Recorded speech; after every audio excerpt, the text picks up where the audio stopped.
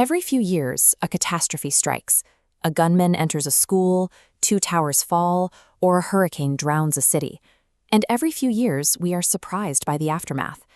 After the investigators finish their forensic teardowns of these entirely different disasters, their final reports almost always feature a variation of the exact same sentence.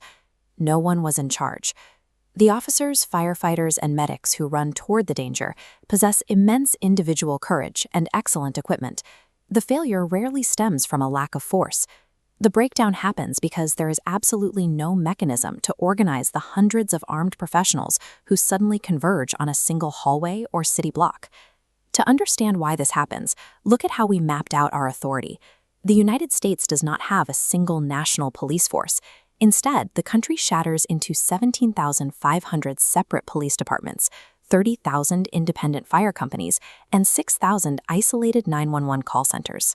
When the exact same coordination failure repeats across decades, across regions, and across every possible type of emergency, we are not looking at a string of bad luck or a few commanders freezing under pressure. We are looking at the reliable output of a system operating exactly the way it was designed to operate. This design produces what disaster experts call the seam. A seam is the invisible boundary where one town's jurisdiction ends and the next town's begins. A rapidly expanding fire or flood completely ignores that boundary on the map. The responders, bound by law and their radio frequencies, stop right at it. These seams also run horizontally between different professions. Police officers secure perimeters to manage threats and preserve evidence. Firefighters and medics rush inward to extract the injured. They stand on the exact same street, looking at the exact same disaster, but run entirely separate operations with radios that physically cannot hear one another. Then there is the vertical seam. When a disaster outscales local resources, mayors, governors, and federal agencies converge. Because American government stacks as separate sovereigns rather than a clean chain of command, days are lost as different levels of government argue over who holds the legal right to give an order. When you pour 400 heavily armed responders into these gaps without a clear leader, you do not create a unified force, you create a crowd. In a leaderless crowd, human psychology takes over. Everyone reasonably assumes another agency has the situation handled. The responsibility diffuses to zero, and everyone waits. This fragmentation is a deliberate choice. The men who wrote the Constitution had just fought a war against a distant, centralized authority that used standing armies to police the public. They designed a government obsessed with keeping coercive, armed power as far away from a central hub as possible. The authority to protect the public, what the law calls police power, was reserved entirely for the states, which then handed it down to individual counties and municipalities. There is no single boss of American public safety. There are thousands of independent local sovereigns, each answering solely to their own voters. The American military used to operate with this exact same tribal fragmentation. In 1980, the Army, Navy, Air Force, and Marines operated separate, fiercely independent command structures. During a hostage rescue mission in the Iranian desert, the branches couldn't talk to each other, argued over authority, and lost 8 men in the wreckage. Congress stepped in to fix the military with the Goldwater-Nichols Act in 1986. Instead of just rewriting the rulebooks on cooperation, lawmakers attacked the root of the problem: career incentives. The law made serving in a joint role alongside other military branches the absolute price of reaching the rank of general. By forcing leaders to spend years immersed in the operations of other branches, the military manufactured a true joint culture.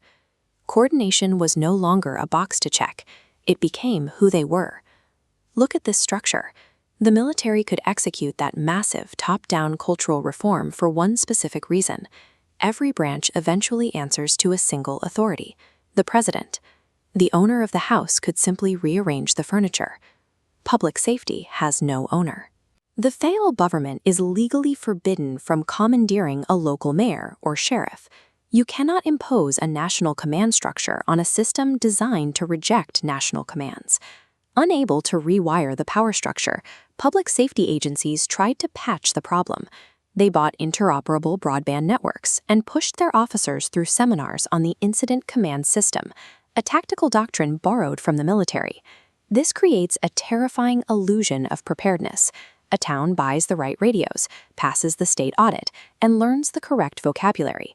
But the actual people return to their isolated, single-agency daily routines. They possess the phrasebook, but they lack the fluency. When you try to solve a deep structural problem with a tactical checklist, the doctrine simply evaporates under stress.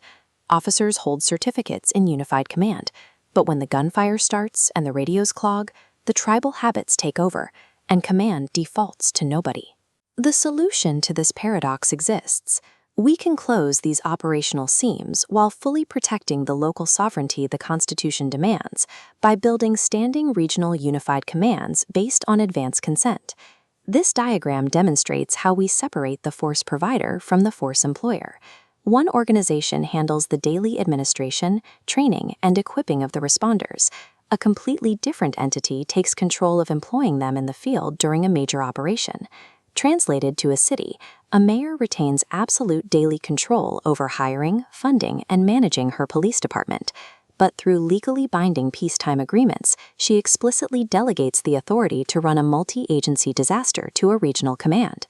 Because the surrounding counties and agencies negotiated this consent months or years in advance, the deadliest trigger problem is solved. When the worst day arrives, nobody loses 45 minutes in a hallway or outside a burning building negotiating who is allowed to give an order. The first responders arriving at a chaotic scene do not have to assemble a command structure from scratch. They immediately plug into a permanently staffed, actively watching command center that already holds the legal authority to direct them as a single entity. We do not have to surrender local control to keep our community safe. But until we replace temporary tactical checklists with permanently pre-wired command architectures, we will continue to put brave people into broken structures, and we will continue to lose lives in the seams.